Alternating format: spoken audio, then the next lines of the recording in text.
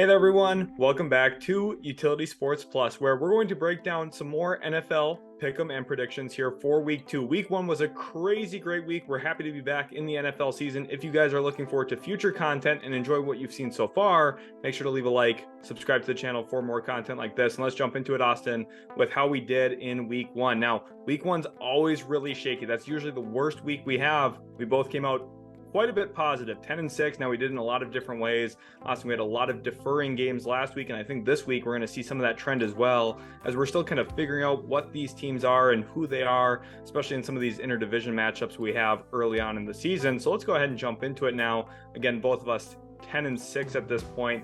And the first one, we start with a really good game, and a game where the Minnesota Vikings 0-1 after a disappointing loss to the Tampa Bay Buccaneers, and the Eagles pulled out a close win against the Patriots in New England. They now find themselves at home, where they have typically played very, very well, specifically against the Minnesota Vikings. You go back to some of their postseason matchups. You go back to last year, where they absolutely dismantled the Vikings in week 2 of last season, and I expect the same here. I think the Eagles win comfortably.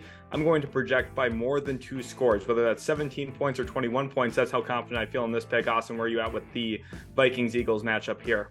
I think that is a spot-on, accurate answer, because the Minnesota Vikings, while their offense is explosive, there are some glaring weaknesses, specifically on that interior offensive line.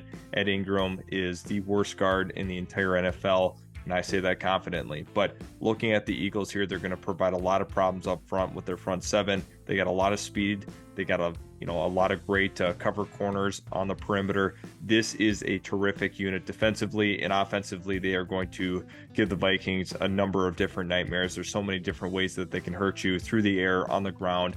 They are a multifaceted offense, and I think the Minnesota Vikings are going to have a very tough road game and will start 0-2. A few things to watch for in this matchup. Last year, Darius Slay is the one who covered Justin Jefferson almost exclusively, did a great job last year, had an interception in that game, coming off of an interception in week 1 as well. We'll see if he can get a second. Then also the Vikings, you mentioned Ed Ingram. There have been a lot of rumors and speculation about possibly Dalton Risner getting signed to the Vikings. Do you think that's something we could see this week? I think so. I think that it is so clear that is a dire need for the Vikings offensive line. They're going to go and make a move, and I think Risner is the seamless transition.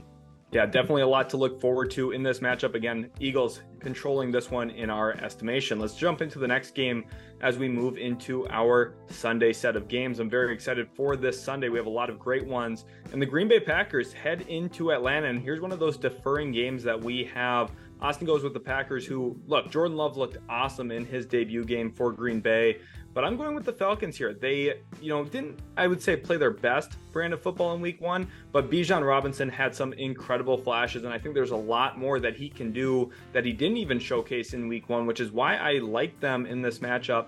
For me, it's about if Green Bay can bottle up Bijan Robinson, not only in the run, but also in the pass game as well. When he gets the ball in open space, he's so dangerous. And I just like their ability to stay in close games and also pull out some close ones, where at home it gives them a huge advantage. Austin, what did you see from the Packers week 1, specifically Jordan Love, and why do you like them here? Yeah, I think when you look at the Packers defensively, they're going to match up well with the Atlanta Falcons offense. Now, I think that they present a lot of interesting challenges, specifically on the ground, looking at the week that Tyler Algier had. In addition to that, Bijan Robinson really stole the show and looked super explosive in his limited touches with that offense. That is going to continue to shift in the favor of Bijan Robinson. I look at the Green Bay offense as an intriguing one. Now, the question heading into the week is, how is Aaron Jones going to be? Is he going to be okay after his injury in week 1? That is going to progress throughout the course of the week and very well could shift this pick. I'm operating under the idea that he very well could be playing in that game, but even so, having AJ Dillon be a big force in that backfield is going to be tough for Atlanta's defense to stop. Jordan Love should have another big game. Christian Watson has some concerns health-wise as well heading into the week. Some things working against the Packers, but I think defensively they offer a lot of different things that they can throw at you defensively that are going to be tough. Good cover corners and guys that are able to apply some pressure on this Atlanta offense. Yeah, I think this is going to be a very unique matchup, just given kind of the skilled players that both sides of the football have, and just these two teams very unique in their kind of team building approach currently. Let's jump into the next one now. We look at a game here between the Las Vegas Raiders and the Buffalo Bills. Now look, Bills crushing defeat on Monday night. Josh Allen did not play his best brand of football. I don't think I need to tell you guys that. But then also looking at the fact that Aaron Rodgers goes down with an injury, they lose on a punt return touchdown. The whole thing just kind of fell apart for them, even with Aaron Rodgers basically having zero impact in this game. Big bounce back week for them right here, Austin. Yeah, I think so. I think the Raiders are a team that I'm not super excited about in terms of specifically this game. Buffalo is going to have to come back. I think it's going to be a closer game potentially than people do realize, but Buffalo is going to have to clean up a lot of things. Josh Allen is going to have to cut back on the interceptions, considering that he had a very, very up and down game, more so downs against the Jets. But the Jets are a terrific defense. Once again, they have great cover corners and they have safeties that can make plays, case in point with Jordan Whitehead. But Buffalo is going to have to run the football a little more effectively heading into this week, but also they're going to have to lean heavy on Stephon Diggs having a massive game. Talking about massive games, Jacoby Myers was great in week 1, 9 catches, 81 yards, 2 touchdowns. Look, the Bills are familiar with him, though. They're going to look to shut him down and ultimately slow down the Raiders' offense, especially with the injury that Myers had. We don't even know if he's for sure going to be a full go this week around. Let's jump ahead forward now into a matchup here between the Baltimore Ravens and the Cincinnati Bengals. An AFC North battle here. Austin, last week you bet against the Bengals. Obviously a great choice by you as they got walloped by the Cleveland Browns. But here in this one, kind of expecting a little bit of a bounce back for them as well, like we are with the Bills. Kind of just a weird game for them with Burrow missing so much time before the season. What's your thoughts kind of on the Bengals situation, and should you be big believers in them still going forward? Yeah, I think you definitely don't want to sell your stock on the Cincinnati Bengals, but at the end of the day here, they are at home. They're playing against Baltimore. Baltimore is a very tough team. Losing J.K. Dobbins is a big factor in this game. They're going to have to figure out the running game. Is it going to be Gus Edwards, Justice Hill?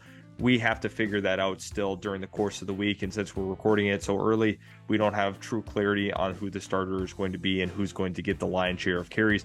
Maybe it's a 50-50 split. Maybe there's a running back that's able to take it by the horns there. But at the end of the day here, I think the Cincinnati Bengals are not going to panic. Let's think back to last year when they had lost 2 early games right away and people are smashing the panic button. Don't panic on this team. I think they're going to be fine. I could see a pathway where Baltimore does win this game. Do not get me wrong, but I do like the Bengals in this one. Yeah, this is a find your footing team. The Bengals kind of always stumble out of the gates a little bit, kind of settle into their own and then take off at some point. Now, this is going to be a highly contested game. Like you said, the Ravens, they do have a lot of nice pieces. Of course, Lamar Jackson's still there.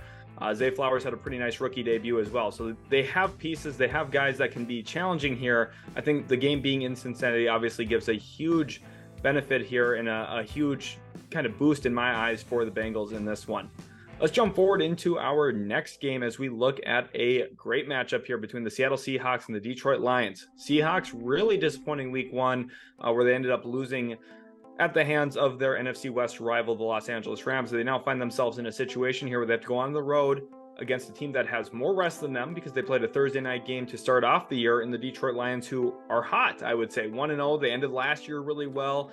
And like I said in the last video, Dan Campbell's got these boys playing right. Austin, break down this matchup. What are some of the key things to watch for between the Seahawks and the Lions? I think when you look at the Detroit Lions, it's going to be the usage of Jahmyr Gibbs, because his impact on an offense is going to be tremendous. We've seen a ton of David Montgomery in week 1. I expect that to still be the case. However, Gibbs's usage should go up, and he is an explosive playmaker. I think the Seattle Seahawks, it's got to be about running the football. So I think the ground game is going to be the true test and the true story. I know Detroit struggled defensively against the run and the pass, but at the end of the day, they made a lot of improvements in the offseason, allocated some draft picks to improving that front 7. And I think Detroit is a scary team moving forward. But the fact that they are at home, Seattle is going to have to refine its footing, because if they do start off 0-2, there's going to be a lot of question marks. There's going to be a lot of whispers of what needs to change with this team. There were a lot of expectations for them heading into the year. A lot of people thought that they honestly could be 2-0, but the true reality is it's a very possible that they could go 0-2 to start the year. The Lions possibly here with a great situation to maybe take a lead in that NFC North as well. Of course, we've already talked about that Packers matchup, but the Bears dropped in week 1, of course, to Green Bay, and then the Vikings lost in week 1 as well. So maybe the Lions can set themselves apart here at 2-0 and really control their destiny moving forward throughout the duration of the season. Let's jump forward into our next game, and we look at one between division rivals once again. Another deferring game here between you and me, Austin. You went with the Colts in Houston. Obviously, both of these teams starting young quarterbacks. At least that's the presumption right now. We don't know the injury status on Anthony Richardson. And then we're looking at the Texans for my pick. The reason I went with Houston is I like them at home. Again, interdivision games, home field advantage does go a long way. Typically, now it doesn't always play out to be the case, but it does give a nice little uptick for the team. And I think the Houston Texans are a team that they are slowly going to trend in the right direction. This is not going to be a very good team this year. They're going to have their struggles, but one thing really important in this one, Will Anderson was actually 4th in the NFL in week 1 in pass rush win rate. And I think depending on the Colts quarterback situation, maybe Will Anderson can be a huge X factor in this one. Austin, what's your take on the Colts? Yeah, I absolutely think that there's a lot of things, pointing in the right direction for the Houston Texans. I think when you are looking at this game, collectively speaking, I think if the Colts win that week 1 game against Jacksonville, which they had plenty of opportunities to do, we are talking about this game in a different light. The fact that Anthony Richardson is banged up is part of the reason why people are shying away from Indianapolis despite them being on the road. I still think that there is a lot going for them. DeForest Buckner was an absolute force in that Jags game. He was disrupting everything. He was shutting down the run. There's a lot of positives for them defensively, but offensively, they were able to find a little bit of a rhythm. I think Richardson, if he's able to, go during week 2, which once again, we do not know the status of currently, I think the Colts are a very good team, an underrated team. And really a lot of it relies on the development of Anthony Richardson. But to me, I think they can go on the road and win this game. You know how I feel about the AFC South. It's wide open for second place. Let's jump forward now into our next matchup here. And there's my first place team, the Jacksonville Jaguars. I have the Kansas City Chiefs starting 0-2, baby. I don't care that they got the extra rest. I don't care that Travis Kelce might be back. And I'm going to tell you right now, they don't have Trevor Lawrence. And they sure as hell can't cover Calvin Ridley, one of the most explosive wide receivers in the NFL. They had troubles with Amon-Ra St. Brown. Good luck with this guy. Okay, he's going to give them problems and fits. Sure, Chris Jones is back. Austin, you told me that before we started recording here. And what was my response to you? Well, Chris Jones can't cover Calvin Ridley either. I don't care. Let's get some Duval County hype down in the chat. Austin, talk me out of this. Why are the Jaguars going to lose this one? That was such a brutal take, and I'm sorry that our viewers had to watch that because that is not going to be the case in this game. I think this is going to be a repeat of the playoff matchup last year. Kansas City, clearly the superior team, going on the road into Jacksonville. They're going to take care of business. This team is not going to start 0-2. You can clip me later in case they do end up losing. But at the end of the day, I think Patrick Mahomes is too much for this Jacksonville defense. Even against Anthony Richardson, they struggled in some regards. But at the end of the day, I look at this as Kansas City's game to lose. I don't feel that confident in Jacksonville, despite a lot of people being super excited. I'm not as high on where people think. Kansas City's a really good team, and I think they're going to find a way to bounce back. Kelce potentially playing in this game is a huge factor in why you would want to pick them. Chris Jones being back is a massive X factor, and I look at Kansas City as, once again, still one of those top superior teams, and they are going to edge out the Jags. This is my game of the week. Remember, a rewind to last year's playoff matchup. And also, just want to remind you guys, leave your picks down in the comment section. Austin's going to read through all those comments. He wants to see who you guys are picking. I'd love to hear who you guys are picking, so make sure you leave your comments down for each game as we go. Feel free to leave multiple comments or throw them all into one. We don't care. We love to see it. Let's jump forward into our next one. We look at a matchup here between the Chicago Bears and the Tampa Bay Buccaneers. And I wouldn't necessarily call this one the game of the week, but the Buccaneers are 1-0, kind of against all odds. And Austin, you're riding with them here at home. I'm going with the Bears for a pretty different reason. I think there's going to be a lot of stress on this Buccaneers linebacker core of Levante David and, of course, Devin White. Now, listen, they did a great job week 1 specifically. I felt like their impact on the game against the Minnesota Vikings was immense. But it's a little bit of a different battle trying to contain Kirk Cousins, especially as a dual threat where, he did take off in that game, but he didn't do a lot with it. compared to Justin Fields. Now, I know Fields did not have the best week one, and the Bears did not look great against the Packers. We're not talking about facing the Packers. We're talking about facing the Buccaneers. I think it's a completely different situation. I do think that Baker Mayfield's going to have a little bit of regression to the mean. I think he played very well in week one. I'm not expecting that here in week two, which is why I am going with the Bears on the road, who I just think is the better football team. Austin, what's your take here now on the Bucs? How much does home field advantage play into this? And just, are you really low on the Bears? Yeah, it's an absolute coin flip, in my opinion. I think there's a lot of things that you can be excited about for the Bears moving forward. Justin Fields' development, the receiving core, there's a lot to love, but I do have some concerns about them, moving forward. I really do. Now, is this a game that, had the Bears been at home, would have I picked the Bears? Absolutely, 100%. And that's really having to do with, playing at Soldier Field is a lot different than them having to go on the road. But Tampa Bay showed a lot of promise. The one thing that was kind of concerning to me was the inability to effectively run the football. Rachaad White was very ineffective in terms of efficiency. There were not a lot of running lanes available for him. So not all the fault falls on his shoulders. But yeah, I mean, Baker Mayfield's going to display more consistency, but we've been saying that for years, and it will never come. He will never be able to string that consistently week in and week out, which I'm starting to talk myself out of my pick more and more as I talk about it. If you're actually doing this for money, pick the Bears. I don't love it. I just completely flipped it on its ear. Whatever. I've already made the commitment. But at the end of the day, I think Tampa Bay offers some challenges. And I also think that it'll be interesting defensively to watch them having to match up on Justin Fields. They do have the linebacking core and the athleticism to do it, with that grouping, and plus some of the guys in the secondary, are good run defenders. Antoine Winfield Jr. is a big X factor in this game. Yeah, I'm excited for this one. This game, like I said, not the game of the week, but there are some interesting things to look for in this one, especially, that Fields development and kind of how those linebackers quarterback matchup kind of plays out as well in terms of keeping him in the pocket or containing him on run plays. We'll see what that all looks like on Sunday. Let's jump forward here into our next one. We look at a matchup between the Los Angeles Chargers, and they head into Tennessee to take on the Titans. And Austin, you and I are both kind of off of the Titans a little bit. I know I'm probably the lowest person on the Titans in the entire universe right now. And they didn't look great week one. They ended up losing to New Orleans. Chargers head into town, and I really, really like this matchup for them. I think that they storm in and win by 10 plus points here against Tennessee on the road. That's a huge win and margin of victory for a road team. So that's what I believe in here. What's your thoughts? I think so. When you look at the LA Chargers, there's so much explosion on that offense in the running game and the passing game. They are lights out. Now, they went toe-to-toe with the Miami Dolphins, which unfortunately they came out on the wrong end, but Tyreek Hill was completely dominant. I just don't think Tennessee has that perimeter threat to really go off like Tyreek Hill did. I know there's a lot of optimism about Tennessee still being potentially the AFC South champions, but I don't see that really being the case this year.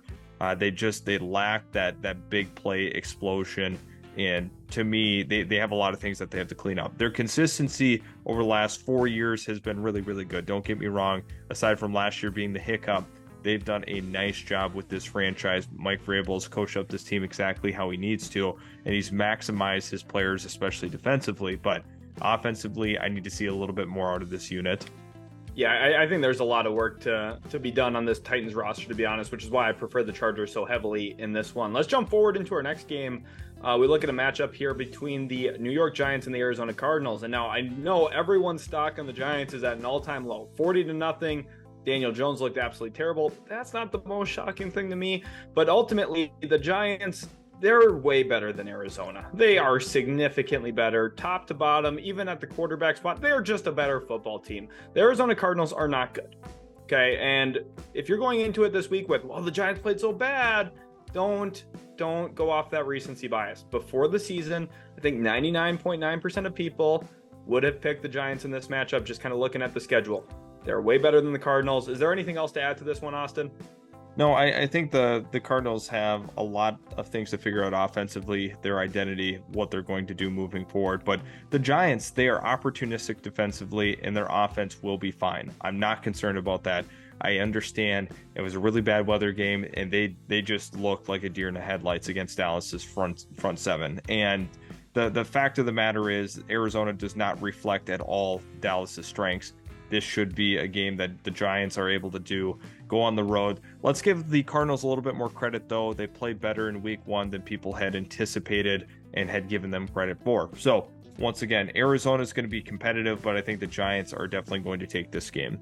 I'm glad you brought up going on the road. I think that's going to be a really nice mental refresher here for the Giants. Losing that big, that badly, sometimes that has effects on a team, but this early in the season, kind of getting out of town and going on the road probably helps clear your mind a little bit, which I think is going to be good for the Giants in this one. Let's jump forward into our next game. We look at a matchup between the San Francisco 49ers and the Los Angeles Rams. Now, I really wanted to pick the Rams this week. I do think that this team is a lot better than people were talking about. They backed me up in week one with a 30-point performance. Remember, last year, they could not move the football. They could not score the football. They did so in week one. And I think that's something they're going to build off of going forward. But it's a little bit easier scoring against the Seahawks than it is the 49ers in my estimation, especially with Nick Bosa now fully back. Yes, I doubted the 49ers last week. I'm not doing that again. Ever again, probably. I'm picking the 49ers here in this one. I feel really good about kind of their team, especially seeing Brock Purdy perform the way that he did week one. Kind of just reinvents this team in my imagination, the way that I look at them. Austin, what's your thoughts here on this matchup between two NFC West opponents? Yeah, it'll be kind of interesting to see exactly the attack that the Rams, are deciding to go with. A lot of guys in and out of the lineup. Big question marks on Cooper Kupp. The running game is something that they're still trying to piece together and figure out who's the true lead back for them. So kind of moving forward, I think the Rams are trying to figure out that identity. But once again, in week one, they way overperformed expectations. And I think that I was closer to picking the Rams than I really had anticipated, especially going against the 49ers. But despite the 49ers being on the road, I think that they offer so many different challenges defensively, so many different looks that they can throw at you, and their front seven is one of the best in the league, if not the best. There's tremendous linebacker play along that defensive line. There's so many guys that can get after the quarterback effectively. So the 49ers are going to be playing heavy in this, heavily, as my favorites heading into this one. But the Rams are continuing to trend upwards. Yeah, I'm excited for this matchup. I think it's going to be a good one. Austin, I'm going to put a little bit of pressure on you here. Over under 2.5 touchdowns throwing for Brock Purdy this week. 2.5. I'm going to hit the under here. I think they're going to run the ball in twice. I like that. Very good take there. Let's jump forward now into our next one. We look at a matchup between the New York Jets and the Dallas Cowboys. And look, the Jets coming off the highest of highs. I'm a New York Jets fan. That's why I got this green on. Let's get some JETS hype in the chat down below for a great walk-off winner by the New York Jets. Now listen, week one's the highest of highs.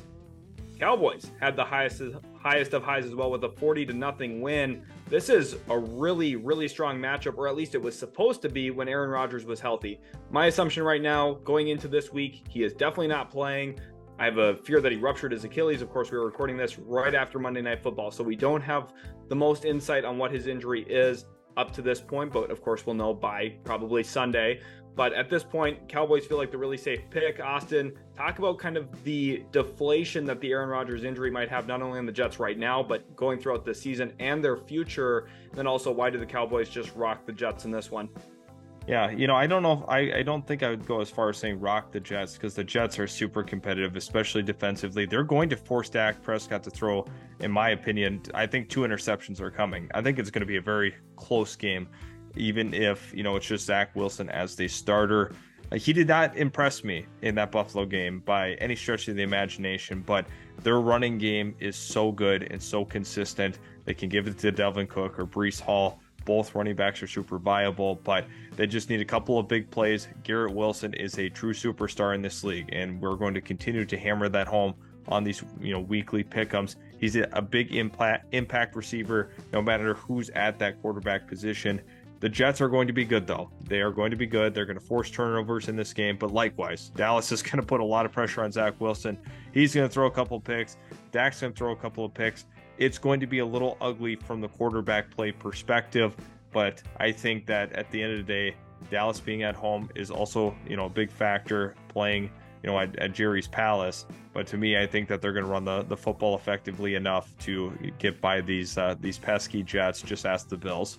This is going to be a great game to watch, especially if you enjoy defense. And I think one real positive for the Jets in week one, outside of the defensive play, outside of the overtime winner, I would have to highlight Breece Hall. His first 2 carries, he amasses over 100 yards. Now, interestingly enough, he didn't really get the football for quite a while after that. Of course, he's coming back from injury. They're trying to work him into things. But if you're kind of wondering, hey, does he have that burst, acceleration, big playability back? Well, 2 carries over 20 yards. He's the only one in the NFL in week one to have done that, and he did it on his first 2 carries. So we'd love to see that. Hopefully they can keep his legs fresh and healthy and churning throughout the season. And we'll have to see if that continues to work out well for them moving forward. Let's jump forward into our next one now. We look at a matchup here between the Washington Commanders and the Denver Broncos. We both went with the Broncos here. I don't think we were really inspired by the Commanders' play in week one. We think the Commanders have some really nice pieces, some really nice players, but I don't know if we're really sold on what these teams have. And the Broncos, of course, didn't play their best brand of football either in week one in the beginning of the Sean Payton regime there in Denver. Austin, why are you going with the Broncos on this one? Yeah, once again, I think this is going to be a tightly contested matchup. Uninspiring quarterback play has a lot to do with this being kind of a matchup that it's like, I don't love it, but I think Sean Payton is going to find a way. I really do. I look at the 2 coaches. I prefer Sean Payton, what he can bring to an offense. Russell Wilson is going to have to continue to get better. I think you're going to see this play progress as he gets more comfortable with the new system, the new scheme, everything that's been implemented by Sean Payton. They're going to have to run the football. Washington's front is super tough to go up against, but I think Denver's defense, their defense in totality is one of the best units in the NFL, and that's more so why I was inspired to take them here at home. All right, our next matchup now is an AFC East division matchup where we're looking at the Miami Dolphins heading into New England, where the Patriots will be playing their 2nd consecutive week at home, which does give them a little bit of an advantage here in this one. But Miami, look, Tyreek Hill had an explosive week one. Jalen Waddle contributed as well, and I think this Dolphins team just kind of showcased how dynamic and electric they are offensively. How do the Patriots like to match up with that, Austin, and why did the Dolphins win ultimately? Yeah, I think that people were surprised by New England's performance in week one, how competitive they were with the Philadelphia Eagles. Them playing at home is tough. Every single time that you go into Gillette, you're going to get a competitive game by the Patriots. I think the Dolphins going on the road, this actually could be an upset alert. But at the end of the day, I think that Miami's talent, overall is going to be too much for the Patriots, especially on the perimeter. Tyreek Hill, Jalen Waddle, like you had previously highlighted. I'd like to see Miami run the football a little bit more. Raheem Mostert is going to get more and more touches as the season progresses. And I think that they're going to continue to work a multitude of backs in to keep them fresh. So a lot of speed, a lot of, dynamism within this offense. Mike McDaniel has tremendous game plans every single week, seemingly, and everybody seems to go off with this offense. So super explosive, dynamic. But I think that when you look at the New England Patriots, their ability to, contain some of the top wide receivers has been evident in the past from Bill Belichick, regardless of who's at corner.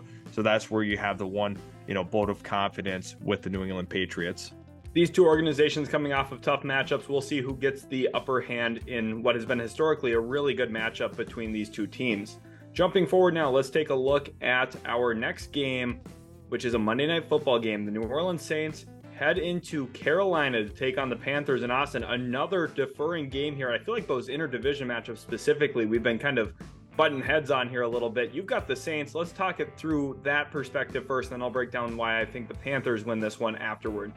Yeah, I think when you look at the New Orleans Saints defensively, this is a unit that continues to get better and better as time progresses. But offensively is where the big change is, going from last year with a lot of varying quarterback play. Derek Carr is offering some consistency. I love Chris Olave. And I think even with the Alvin Kamara suspension and with where Keandre Miller's health is, they're going to have to run the football. They're going to have to lean on Jamal Williams a ton in this game.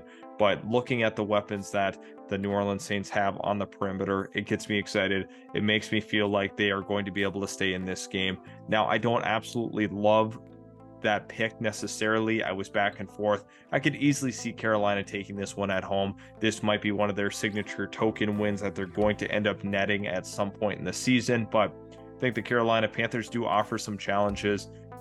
Bryce Young is a dynamic quarterback. He is going to progress as a QB during his rookie season, but early on, it is tough to be a rookie in this league, especially with what's currently surrounding him offensively. There are some nice pieces, but not any elite pieces by any stretch of the imagination. Yeah, Austin, I'm not the biggest believer in the Panthers, especially this season. I think that this is going to be a really big building year for them where they're, kind of getting experience for Bryce Young. So this is not a huge vote of confidence in them that this is going to be a team that rattles off 8 or 9 wins this year. For me here, there's a couple of things I think they have going for them. Bryce Young, as a rookie, you highlighted this. There's going to be a little bit of up and down play. Listen, last week, threw his first NFL touchdown. Hayden Hurst proceeded to throw that into the stands, but then he also threw 2 interceptions. So it's going to go up and down a little bit. I think week 2 here, we could see maybe one of his better performances. He gets an extra day of preparation since it's Monday night. You get kind of that big, raucous home crowd, which I think is going to be good for him, especially in a Monday night game with a little bit of national audience. Bryce Young's suited for those types of games. He played those types of games in college. I like that situation for him, and we'll see if the Saints can answer that. And then also just kind of that home field advantage for an interdivision matchup always does go a long way. We've highlighted that a few times in this one. I think the Panthers here get benefited by that, win this game by a field goal. I think it's going to be a really good competitive matchup, but I like them at home here. And let's jump into our last game now, where another Monday night game. Browns at Steelers, and again, another interdivision game. We're split on it once again, Austin. Browns, Steelers. I'm going with the Steelers. I picked them last week. They made me regret doing that. But I can't be wrong twice in a row making the same pick, can I? Probably. Last year, the Raiders proved that. We'll see if the Steelers are my new Raiders this season. But ultimately, I do like them at home. Mike Tomlin, we know every year he wins at least 8 or 9 games. So if you're going to do that, it means if you lose one, you got to win the next one. And that's what I'm kind of betting on him to do. I think Kenny Pickett will have a bounce back week. Deontay Johnson will not fall at the top of the route while he's having the ball thrown to him, hopefully. Now, listen, the Browns were really, really great in week 1. And there's a lot going for them, Austin. So why don't you break down what your thoughts are on them coming into this one? I think a big catalyst for the Browns' defensive turnaround was the addition of Jim Schwartz to this defense. He has been tremendous, drew up a phenomenal game plan against the Cincinnati Bengals. And I think you're going to see guys continue to be unlocked for this defensive unit. Offensively, they've been trying to get a better rhythm and flow to it. Deshaun Watson having another, a full offseason to really pick up that playbook and get to know what the offensive philosophy is for this team moving forward. A lot of that is lenient on Nick Chubb and his ability to, break a big run. But Deshaun Watson out of the play action is going to be super critical in this game. Pittsburgh offers a lot of exotic blitzes and can really confuse quarterbacks at times, leading to a lot of sacks and a lot of turnovers. But for me, I do have some concerns about Pittsburgh offensively, how it's going to look. The offensive line, I am still unsure of where they currently sit. I think there's going to be a lot of pressure opportunities for the Cleveland Browns to really pin their ears back and apply pressure to that quarterback position. But at the end of the day, I think that Cleveland, with what they showed in week 1, that they're a much better football team than they were last year. And I do have some concerns for the Steelers, especially if Deontay Johnson is not a go for week 2. He is a big target, big volume guy that they would be missing, for this offense. We all know how great Myles Garrett is. Had an awesome week 1. I think my favorite play from week 1 was his little, combo crossover move that he was doing before putting instant pressure on Joe Burrow. Just an awesome talent. We've seen him kind of utilize some of those basketball traits on the football field before, so I really appreciated that one. And I'm really excited for this matchup. Again, good interdivision football early in the season is always super fun to enjoy. Hopefully you guys really did enjoy this video. If you did, again, make sure to smash the like button, subscribe to Utility Sports Plus for more premium NFL content like what you saw in this video. And then lastly, don't forget to put your picks down in the comment section. We'd love to hear who you guys have winning in what matchups this week. Thanks again so much for watching, guys, and we'll catch you in the very next Utility Sports Plus video.